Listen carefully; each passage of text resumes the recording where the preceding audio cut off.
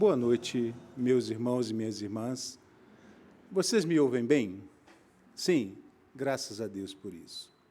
Eu quero convidá-los a abrirem suas Bíblias, por gentileza, na segunda carta que Paulo escreveu aos Coríntios, lá no capítulo número 8, segunda aos Coríntios, capítulo 8. Eu quero que, na medida do possível, você possa ler e acompanhar a leitura também. Eu vou ler e você acompanha. Dos versos de 1 a 5, depois nós vamos ver o verso 7 e, então, os versos de 9 a 11. Deixa eu orientar essa leitura. Então, 2 aos Coríntios, capítulo 8, dos versos de 1 a 5. Começando pelo verso 1, também, irmãos, vos fazemos conhecer a graça de Deus, concedida às igrejas da Macedônia, porque por meio de muita prova e tribulação, manifestaram a abundância de alegria e a profunda pobreza deles superabundou em grande riqueza da sua generosidade. Porque eles, testemunho eu, na medida das suas posses e mesmo acima delas, se mostraram voluntários, pedindo-nos com muitos rogos a graça de participar da assistência aos santos. E não somente fizeram como nós esperávamos, mas também deram-se a si mesmo, primeiro ao Senhor, depois a nós, pela vontade de Deus. Como, porém, em tudo manifestais superabundância, tanto na fé e na palavra, como no saber e em todo cuidado, e em nosso amor para convosco, assim também abundeis nesta graça, pois conheceis a graça de nosso Senhor Jesus Cristo, que, sendo rico, se fez pobre por amor de nós, de vós, para que pela sua pobreza vos tornasseis ricos.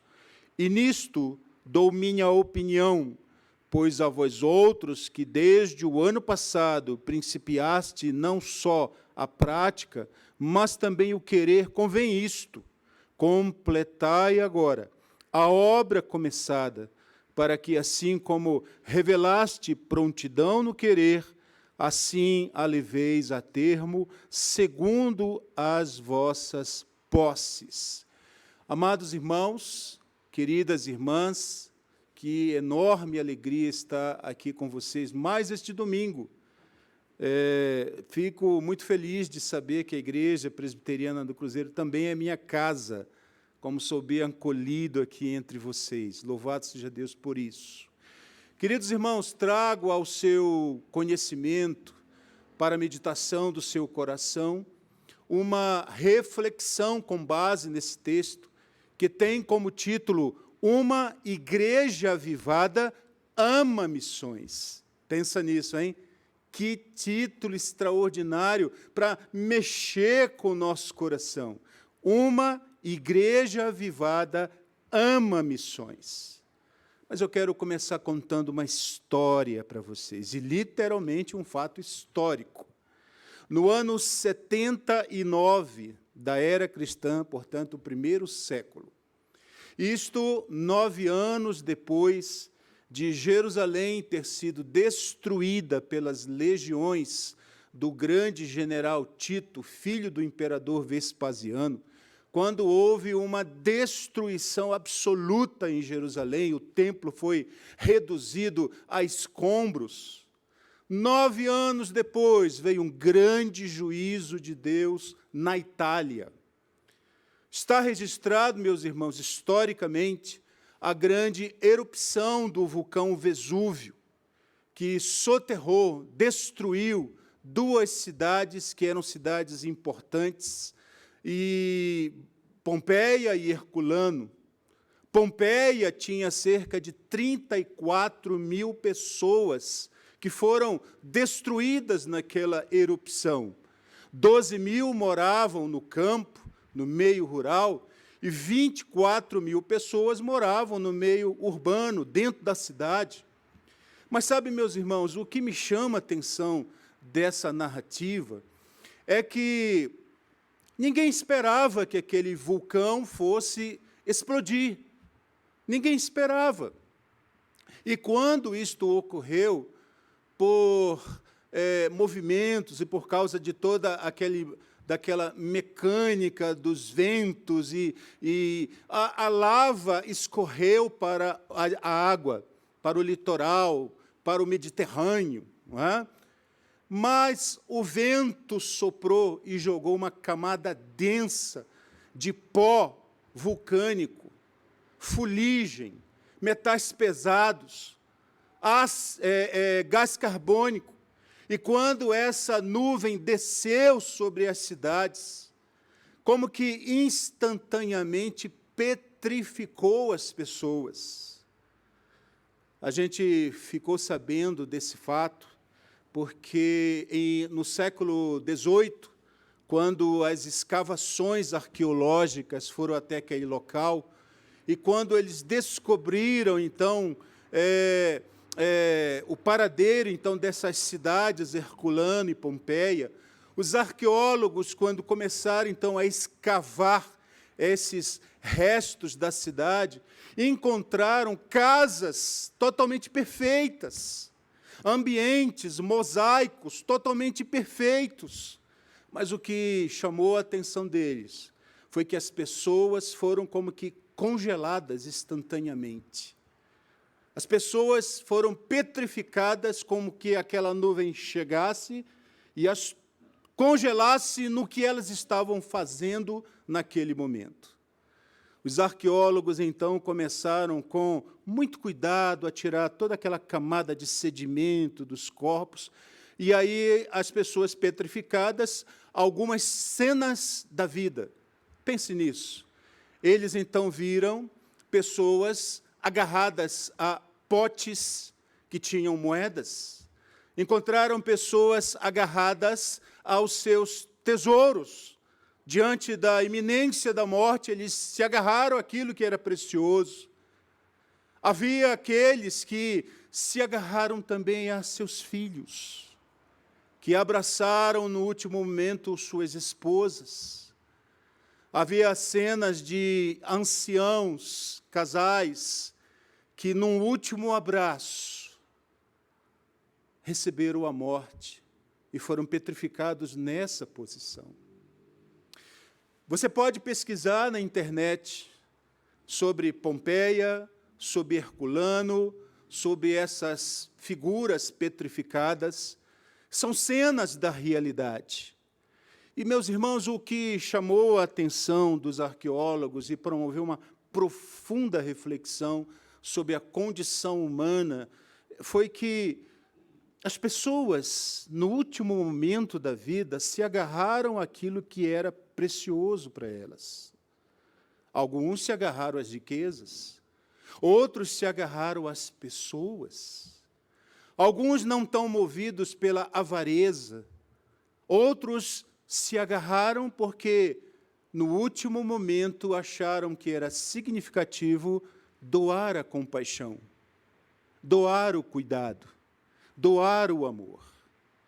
Eu fico pensando, meus irmãos, quando um evento profetizado, que é a grande vinda do Senhor Jesus Cristo, a segunda vinda, que ninguém espera,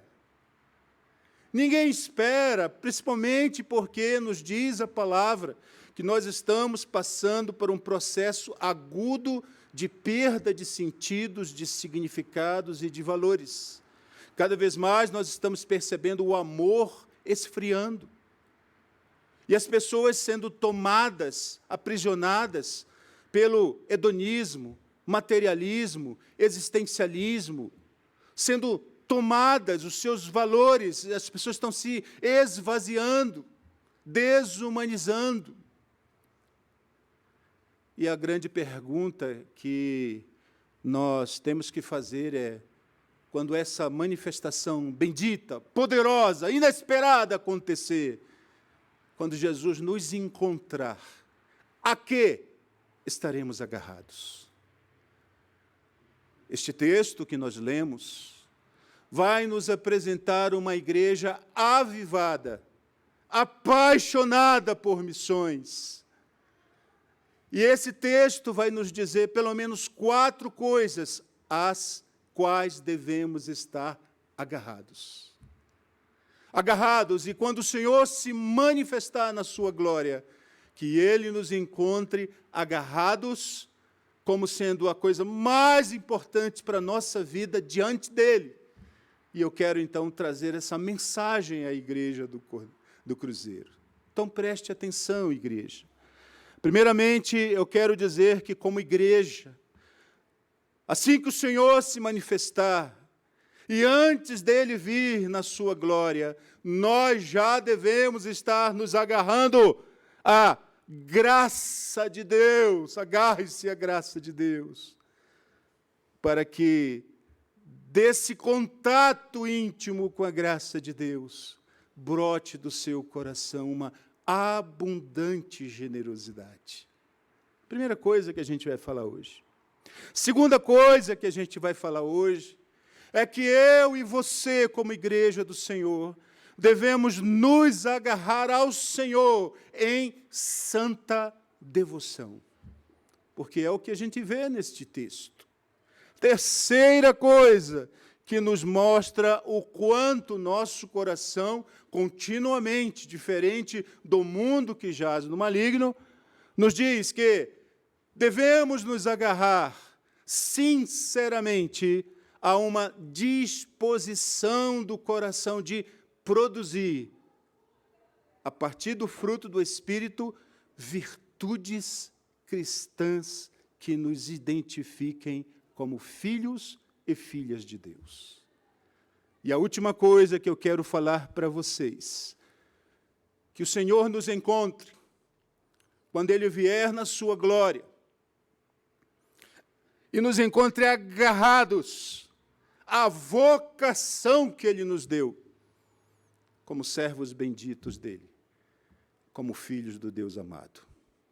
Permitam-me, portanto, guiá-los nessas percepções. Ao lermos os versos de 1 a 4, nós nos deparamos com a primeira dessas realidades que nós devemos nos agarrar, permanecer agarrados, para que quando Ele se manifestar, Ele tenha prazer em dizer: benditos de meu Pai. Queridos irmãos, portanto, uma igreja avivada ama missões, respondendo à graça de Deus com abundante generosidade.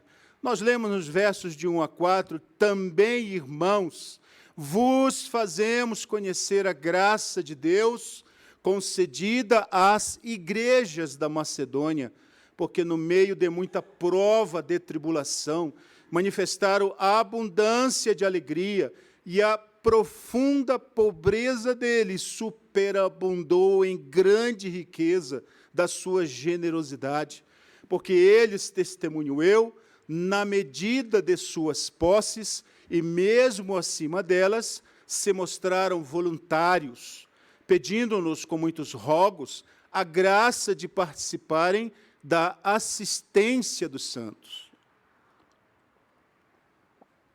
Didaticamente falando, eu gostaria que você pensasse da seguinte maneira, junto comigo. Eu vou olhar o cenário do século I. Então, eu olhar lá para aquela época. E aí vou dizer para vocês, preste muita atenção, igreja.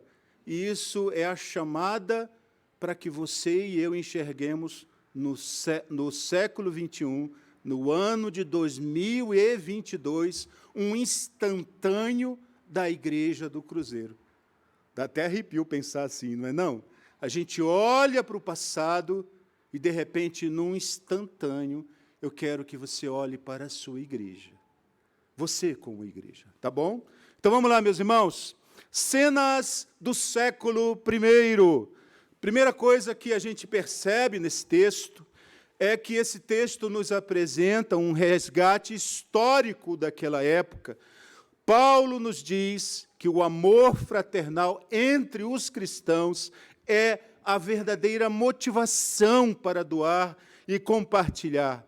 As igrejas da Macedônia, que são citadas aqui, pelo menos 3 nós conhecemos, que é a igreja de Filipos, a igreja de Tessalônica, a igreja de Bereia, mas ainda havia outras igrejas que Paulo cita, mas não nomina nas suas cartas. Essas 3 igrejas eram igrejas pobres, eram igrejas onde os membros das igrejas eram assalariados, ganhavam muito pouco, e ainda assim a sua jornada de trabalho, de produção, era debaixo de muita opressão, de muita perseguição, justamente porque eram cristãos.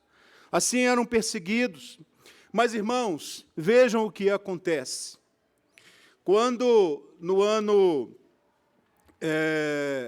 46, aquela fome que se abateu sobre o mundo antigo, e isso foi profetizado em Atos 11 pelo profeta Ágabo, quando Ágabo desce de Jerusalém, vai até Antioquia, e ele anuncia que viria uma grande fome por todo aquele mundo antigo. Isto vai se concretizar nos dias do imperador Cláudio. E o que acontece, então, nesta época? Cláudio, então, para fazer a contenção dos víveres, dos mantimentos que havia em Roma, ele decide expulsar de Roma tanto os cristãos quanto os judeus. Decide mandá-los de volta para Jerusalém. E aí, meus irmãos, nós temos um grande êxodo de pessoas que saem de Roma, deixam tudo, suas casas, as riquezas que adquiriram, os bens que possuíam, e agora estão colocando o que dá para colocar em carroças para voltar numa longa viagem até Jerusalém. Quando eles chegam em Jerusalém, eles são acolhidos pela igreja de Jerusalém. E o que ocorre, então? Isso faz com que a igreja entre em colapso, porque, de repente, as famílias têm que acolher outras famílias que chegam. Isso acaba com o planejamento doméstico, isso acaba com qualquer possibilidade de organização financeira das famílias. O que ocorre, então, meus irmãos, é que a igreja de Jerusalém pede socorro naquele ambiente de fome, e aí, então, o que ocorre é que as igrejas do mundo antigo, a começar por Antioquia da Síria, as igrejas da Galácia, as igrejas de lá da província da Ásia Menor, que hoje é a Turquia, as igrejas da Macedônia, todas elas recebem esse apelo para fazer uma grande coleta, para ajudar os irmãos de Jerusalém, que estavam passando por enorme fome diante daquela crise seríssima. A igreja de Corinto, então, meus irmãos, nos é dito que ela atendeu este apelo, começou a fazer esta coleta, mas por uma questão que ninguém sabe dizer o que aconteceu, eles pararam. Pararam, então, essa corrente de generosidade e compaixão. Diante disso, então, Tito, que estava em Corinto, vai até Paulo e relata a ele. Paulo, então, está fazendo missão nas igrejas da Macedônia, está consolidando aquele grupo de igrejas, formando o conselho, formando, então, a liderança daquela igreja. Ele recebe essa notícia estarrecedora, enquanto que todas as igrejas que ele já fundou, desde a Galácia até as igrejas da Macedônia, respondem à graça de Deus de fazer coleta. A igreja de Corinto, que era uma igreja rica, havia parado inexplicavelmente. E aí, então, Paulo comunica isso para as igrejas da Macedônia. Irmãos, o texto nos diz aqui que esses irmãos que eram pobres não tinham como levantar essa oferta, mas eles respondem à graça de Deus, juntando tudo, quem sabe até trabalhando em jornada dobrada, de madrugada, para que pudesse superabundar em ofertas para participar do socorro aos irmãos lá na Judéia. Irmãos, é de uma comoção muito grande a gente ler esse texto, quando Paulo diz assim, que em meio a muita prova de tribulação, manifestaram abundância de alegria, e a profunda pobreza deles superabundou em grande riqueza. Isso era uma graça que alcançou aquela igreja. E Paulo, então, quando escreve aos Coríntios, ele diz assim: irmãos, o que aconteceu? Mirem-se no exemplo daquelas igrejas pobres lá da Macedônia. Podem não ter muitos recursos, mas são ricos da graça de Deus. Amém, meus irmãos? Há um tipo de riqueza que os valores deste mundo, a maneira como este mundo classifica sucesso, não alcança. Assim, meus irmãos, vejam, olhando para este cenário do século I, Paulo vai nos dar a entender que os macedônios acreditavam que havia um vínculo de fraternidade entre eles, que eram os cristãos gentios, e os cristãos judeus de lá da Galileia. Aqui, então, meus irmãos, nós temos que eles acreditavam que eram devedores da graça de Deus, porque por meio dos missionários que saíram de lá da Judéia, havia alcançado o coração deles, e eles, então, agora estavam recebendo o evangelho da graça do Senhor. Pense nisso. Eles se sentiam devedores disso. Paulo vai dizer que essa compaixão generosa é a verdadeira fonte de todo o bem maior, e salienta que a graça divina é quem inspira a generosidade, a doação e o sacrifício. Perceba isso. É a resposta que eles deram. Então, Tito, que era o pastor daquela época em Corinto, ele então volta com essas palavras motivadoras de Paulo, e ele então consegue ativar o coração da igreja para voltar a ser generosa, e então na primavera do ano 56, esse grande montante de dinheiro é reunido para ser levado a Jerusalém. E uma comissão é feita, segundo Atos 24, que diz que, acompanhando Paulo, Sopáter de Bereia, Aristarco e Segundo de Tessalônica, Gaio de Derbe, Timóteo de Efésio, Tíquico e Trófimo da Ásia e Lucas de Filipos, vejam, uma comissão de gente de todas as igrejas solidárias estavam indo a Jerusalém dizer às igrejas da Macedônia, às igrejas da Ásia Menor, às igrejas da Galácia, os amam e são devedoras do favor que veio a eles por meio da graça do Senhor, por meio de vocês, irmãos. Queridos irmãos, é isto que as cenas do século I nos mostram e nos impactam hoje. Então, preste muita atenção, Igreja do Cruzeiro. Desde o primeiro século, o que a gente tem visto é que muita coisa no cristianismo até hoje tem mudado. Quando você estuda um pouco de história da igreja, você vê como que os valores foram se perdendo, como é que a dinâmica da fé foi sendo alterada e adulterada. Você percebe, estudando a história da igreja, faz terríveis constatações de como que valores foram sendo deixados para trás, como é que significados foram sendo destruídos e substituídos. Mas princípios básicos ainda permanecem. Igreja Presbiteriana do Cruzeiro, falo amorosamente a dizer para vocês que, assim como aquela igreja do primeiro século, que era uma igreja avivada, as igrejas de lá da Macedônia, igrejas avivadas, mesmo pobres, amaram fazer missões. E fazer missões para eles significa ajudar generosamente no que temos e também no que não temos, porque isto é resposta fiel à graça de Deus. Eu fiquei muito feliz quando, perguntando ao reverendo João Geraldo, o que é que a igreja tem feito para demonstrar esse amor abundante, esse amor que brota de uma consciência avivada. E aí, então, soube que vocês apoiam 3 missionários, sendo 2 no exterior e 1 aqui no Brasil, não é verdade? Também soube que, através das ações voluntárias, ações generosas da Associação Viver, vocês estão com um trabalho de alcance missional lá na Estrutural e, futuramente, essas ações serão mais estruturadas, mais organizadas, através das ações que vocês terão, então, lá na Estrutural, através do Ministério Atalaia, não é isso? Falei certinho? Correto. Queridos irmãos, isso é maravilhoso quando a gente percebe isso.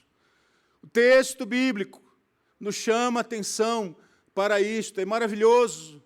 Eu, inclusive, quero pensar com vocês que como é gracioso isto. Maravilhoso. Deus é maravilhoso. Vocês podem fazer muito, mas muito mais. E eu quero, então, pensar com você também, que estes irmãos também se dedicaram atenciosamente para essa grande tarefa que é responder à graça de Deus com a sua devoção. Que coisa extraordinária, que coisa fantástica isso. Nós lemos no texto bíblico que está diante de vocês, que diz que estes irmãos, antes, ou seja, falando dos irmãos de lá, da Macedônia, que antes deles darem as suas ofertas, eles primeiramente se deram ao Senhor. Perceba como isso é maravilhoso. Antes de fazer missão, eles se entregaram, para que isso não fosse apenas o exercício de tirar o dinheiro do bolso, ofertar um dinheiro que foi fruto do seu trabalho. Irmãos, eu fico pensando assim, nesses irmãos, então, doando-se, ajoelhando, dizendo, Deus, como eu posso, Senhor, retribuir a todo o favor fiel e gracioso que alcançou a minha vida e o meu coração. E isso aqui me faz pensar, irmãos, o quanto que muitas vezes o ato de ofertar é divorciado da devoção. O quanto que o ato de ofertar é meramente um exercício esvaziado da adoração. Isso me faz lembrar que, às vezes, colocar a mão no bolso, abrir a carteira, tirar uma nota, colocar no gasofilácio, ou fazer isto como uma oferta para atender uma necessidade, não foi primeiramente porque o nosso coração se ajoelhou diante de Deus. Talvez você dê, porque isso é um ato cultural dentro da igreja. A gente vê as pessoas doando, você não quer ser reconhecido como diferente, mas a oferta que Deus requer é aquela que primeiramente brota dos seus joelhos dobrados. A oferta que Deus requer é aquela que brota da sua submissão. A oferta que Deus requer é aquela que é oriunda do seu quebrantamento, do seu coração colocado diante de Deus. Sabe por quê, irmãos? Primeiramente, Deus quebranta o nosso coração. Primeiramente, Deus quebra as nossas resistências quanto ao amor verdadeiro a Ele. Quando Paulo coloca diante de nós essa evidência e colocando diante da igreja de Corinto, dizendo assim, olha, o que vocês têm perdido é essa graça de cooperar, de terem um coração avivado, de amarem missões, mas o erro fundamental não está no quanto você oferta, mas está na sonegação do seu próprio coração diante de Deus. E isto chega como uma pancada firme no orgulho, na prepotência, na vaidade de quem detém poder e de quem expressa o seu poder por meio da dominação financeira. Queridos irmãos, amada igreja presbiteriana do Cruzeiro, uma igreja avivada, que ama missões, primeiramente ela se devota a Deus para conhecê-lo, conhecer o seu caráter, conhecer os seus atributos. Ela ama parecer-se cada vez mais com o Senhor. E no meio do conhecimento dos atributos, ela descobre que Deus é generoso, que Deus é compassivo, que Deus é misericordioso, que Ele é longânimo, que Ele atenta com grande misericórdia para o quebrantado, para o necessitado. Então, se nós dizemos que queremos ser imagem do Senhor, mais parecidos com Ele, que a nossa devoção seja restaurada cada vez mais. Que a inclinação do nosso coração seja o de aproximar-se a Ele fundamentalmente. Perceba como isso é importante. Já falamos duas coisas importantes aqui. Que uma igreja avivada ama missões, e que ama missões, ela se revelará cada vez mais pela abundância da generosidade com que ela oferta.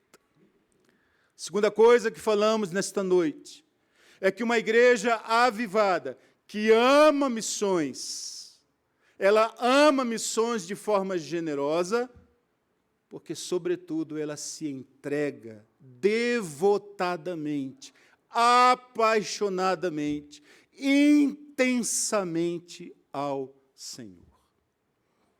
Que coisa maravilhosa percebermos isto. Mas a terceira coisa, meus irmãos, que eu peço que vocês percebam aqui, neste texto nós vamos ler que Paulo, ao se referir à igreja, ele vai falando assim uma série de marcas que são virtudes. Ele vai falar de amor, ele vai falar de pureza, ele vai falar de santidade neste texto. Interessante, meus irmãos, nós reconhecermos isto, porque olha lá a sequência das coisas como são. Nós amamos ao Senhor, nós nos entregamos devotadamente a Ele. Neste exercício de entrega, nós nos identificamos com seus atributos, e aqui chamo a atenção para a generosidade e a compaixão. Logo, quando você oferta diante de uma necessidade, você o faz abundantemente, porque, sobretudo, você quer imitar o coração amoroso de Deus. Então, você doa abundantemente, porque teu coração é avivado, e um coração avivado ama missões, porque ama a Deus. E vimos aqui que a razão desse crescimento contínuo na compaixão se dá porque o seu coração é devotado a Deus. Agora veja que coisa maravilhosa. Quanto mais você se aproxima do Senhor, em buscar conhecê-lo, em buscar interagir com Ele, em criar uma santa rotina na qual você obedece um protocolo fiel. E que protocolo é este? Este protocolo nós encontramos num verso que você conhece muito bem, Jeremias 29, 13, onde nós encontramos lá: buscar-me-eis e me achareis, quando me buscardes de todo o vosso coração, serei achado por vós. Perceba, meus irmãos, nós não encontramos a Deus de forma eventual, casual. Precisa haver um propósito. Esta busca precisa ser intencional. Deus é intencional conosco. Logo, devemos ser intencionais com Deus. Eu lembro quando lá no Éden, Deus tinha um tempo específico, um horário marcado no qual ele se encontrava com Adão. Sempre na viração do dia. Você lembra disso? Deus vinha naquela hora. Deus não vinha em outra hora. O nosso Deus gosta desse protocolo relacional. Isto parece até uma palavra sem muito sentido quando falo protocolo, mas a ideia de protocolo é aquilo que Deus estabelece para nós, que deve ser obedecido. Assim, o protocolo santo que a gente encontra é esse. Você deve chegar com um coração sincero diante de Deus, com um coração desejoso pelo Senhor, e Ele então se aproxima de você, com todo o desejo do coração dele de encher você de todo o conhecimento que você possa receber e suportar, para que você possa conhecê-lo, amá-lo, se relacionar com ele e viver a partir desta revelação na sua vida.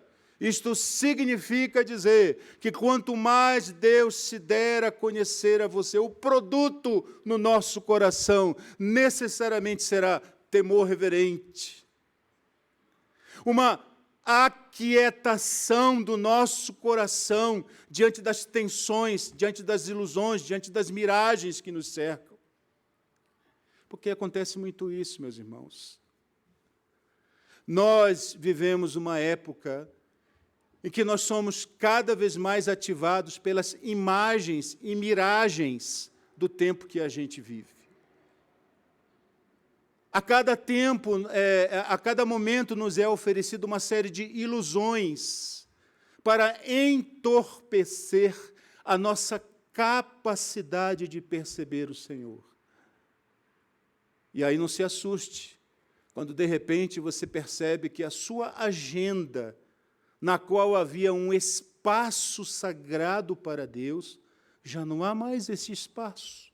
Foi tomado por coisas urgentes, mas não necessárias, mas não essenciais.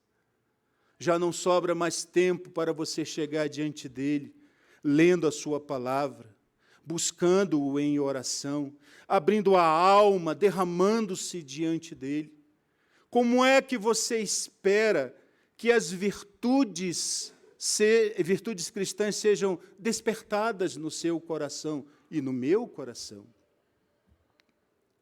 Como é que você acha que a pureza para com Deus será despertada se os nossos olhos e o nosso coração vivem embotado, intensamente intoxicado por aquilo que a gente vê na mídia?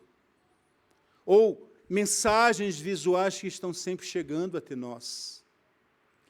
E, no entanto, a gente encontra lá no coração do Sermão do Monte, que são as bem-aventuranças, essa chamada à santidade, quando diz assim: bem-aventurados os puros de coração, porque eles verão a Deus. Você já se perguntou por que é que o nível de amor e paixão no seu coração tem diminuído tanto, a ponto de Deus já não ser mais desejado, estimado, procurado, ansiado pelo seu coração, pelo meu coração? Queridos, este texto nos diz, quando Paulo vai orientando a igreja de Corinto, e vai dizendo assim: igreja de Corinto, você que é uma grande igreja, rica, cheia de dons, com grandes capacidades, você está se perdendo. Olhe para estas igrejas pobres da Macedônia, veja como elas respondem à graça de Deus. Na pobreza delas, elas abundam, superabundam em graça. Elas são profundamente devotadas ao Senhor. E a gente pode ver a produção das virtudes espirituais que são fruto da sua contínua aproximação amorosa e dedicação a Deus. E Paulo, então, quando traz esse conselho à igreja de Corinto, é para que a igreja de Corinto, então, reconheça os seus erros. Olhe para a jornada que ela está construindo. Veja as prioridades que ela está estabelecendo. Paulo, então, vai dizer: volte, olhe, perceba, retome o caminho da santidade. E isso, de fato, aconteceu, meus irmãos. Louvado seja Deus. porque nos diz o relato bíblico que a igreja de Corinto, ao receber essa mensagem, foi tomada por uma grande convulsão. Eles se voltaram ao Senhor, e eles então voltaram ao caminho da piedade, retomaram a coleta, juntaram os seus irmãos, e no meio de todo aquele dinheiro arrecadado, ali ia também a oferta da igreja de Corinto. Então, sempre há lugar para o arrependimento. Amém, meus irmãos? Confrontados pela palavra, nós podemos chegar a uma posição de saúde espiritual. Nós precisamos ser confrontados pela palavra. Nós precisamos orar para que Deus traga conselho fiel para nos fazer enxergar o tamanho do nosso distanciamento dele e assim possamos voltar às primeiras obras, voltar ao primeiro amor. Porque, irmãos, uma igreja avivada ama missões. Mas a quarta coisa que a gente percebe nesse texto, e já finalizando, é dizer aos irmãos que Paulo, nessa parte final do texto que nós lemos, ele fala da vocação. Paulo vai chamar a atenção da igreja, que esta igreja foi chamada para ser representante de Deus. Olha que privilégio. Representante de Deus na sua geração. Cada um de nós fomos chamados para sermos representantes de Deus na nossa geração. Reverendo João Geraldo, uma coisa que eu gostei muito de saber, que o senhor tem me comunicado, é que esta igreja, ainda que devagar, e isso é uma obra bem devagar, viu, gente? Está se envolvendo de uma forma dinâmica e frutífera com o discipulado. Não é verdade? E sabe que o discipulado, meus irmãos, é uma relação dinâmica, vida, onde nós entramos numa relação onde ocorre a doação de uma vida para outra vida. É maravilhoso a gente pensar que você só entra nesta relação, que vai demandar uma dedicação profunda do seu coração, que vai pedir com que você se empenhe em cuidar de pessoas, ouvi-las, aconselhá-las, carregar o peso delas, socorrê-las no momento do choro, do lamento, da angústia, da fragilidade. Chegar perto dessas pessoas, sobretudo e acima de tudo, porque você está respondendo à graça do Senhor. Você não vai no seu nome, você vai no nome do Senhor, você vai representá-lo.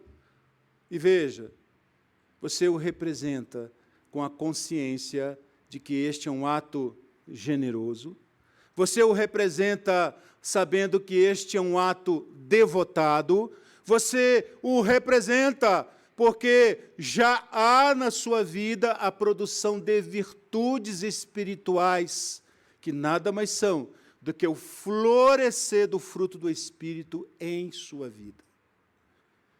Então, meus irmãos, ouvir pessoas, guiá-las, reorientá-las, ouvir as queixas do seu coração, posicioná-las quanto aos princípios absolutos do reino, apresentar-lhes a graça do Senhor Jesus Cristo.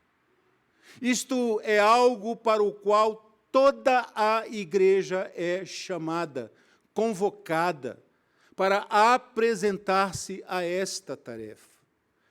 Eu, sinceramente, irmãos, tenho orado lá na minha casa, nas minhas devocionais, pedindo que este trabalho, que na verdade é uma grande tarefa, é a grande missão da igreja, o discipulado, que mais pessoas se apresentem, que mais pessoas procurem instruir o seu coração, que pessoas aprendam andando com aqueles que já estão um pouco mais adiantados neste processo, que orem juntos, que partilhem pesos, que orem juntos por alvos para alcançar com esta tarefa.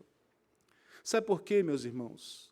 Eu fiquei feliz também quando o reverendo João Geraldo falou que esta igreja está empenhada no evangelismo lá no parque. É isso mesmo, reverendo? Então, vocês saem aqui em equipes para evangelizar, e até mesmo aqui nas cercanias da igreja, ou na sua relação de contato parental, ou no âmbito dos amigos, quando você anuncia a palavra do Evangelho, e quando eventualmente a graça de Deus alcança e toca os corações, quando essas pessoas dizem sim ao Evangelho, qual é o passo seguinte? O que você vai fazer depois? Você vai discipulá-las. Você vai falar do conteúdo básico que é, ok, você conheceu ao Senhor Jesus como seu Salvador, mas agora vem um passo seguinte, você precisa conhecê-lo como o Senhor da sua vida. E Senhor da sua vida implica numa deposição das suas resistências. Significa sair da sua caverna, do lugar onde você está encavernado, escondido, tentando deter um resíduo de controle da sua vida. Isso significa dizer que capitular diante do governo do Senhor Jesus Cristo na vida significa dizer, Senhor, cansei, agora é importante, ensina-me a diminuir para que o Senhor cresça na minha vida. Isto significa dizer, Senhor, a partir do momento que eu declarar, Jesus Cristo, Tu és o Senhor da minha vida, não há mais razão para decisões inconsequentes, imaturas, rebeldes. Isso não há mais lugar a partir do momento que eu confesso, Jesus Cristo é o Senhor da minha vida. E nós precisamos aprender exatamente o que significa isso. O grande conteúdo do discipulado tem a ver com o conhecimento relacional do senhorio do Senhor Jesus Cristo. Então, meus irmãos, reverendo João Geraldo, você tem aqui um intercessor por essa tarefa. Igreja querida do Cruzeiro, cada vez mais eu vou pedir, Deus, levante mais discipuladores naquele lugar, onde mulheres possam ouvir mulheres, onde jovens possam ouvir jovens, onde senhores possam ouvir senhores. Isso significa dizer que nós precisamos cada vez mais discernir a nossa vocação e responder ao Senhor com esse ato de graça que temos recebido dele. Irmãos, fico muito feliz de falar a uma igreja que, no meu entendimento, é uma igreja avivada. A igreja presbiteriana do Cruzeiro é uma igreja avivada. A igreja presbiteriana do Cruzeiro é uma igreja em que a graça de Deus não tem sido vã. Talvez você não ache que isso está florescendo, mas está.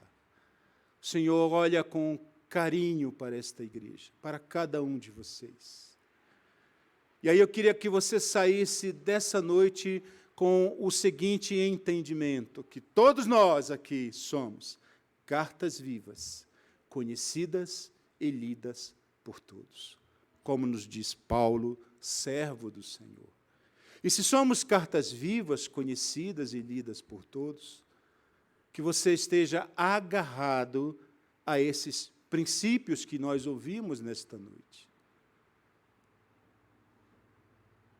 Que se o Senhor vier nesta noite, que a gente não sabe quando Ele virá, ou Ele vem para nós, ou a gente vai para Ele, não é verdade? É assim desse jeito.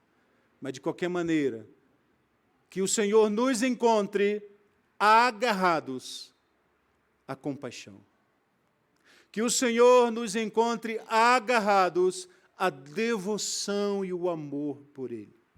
Que o Senhor nos encontre agarrados à produção verdadeira de virtudes espirituais.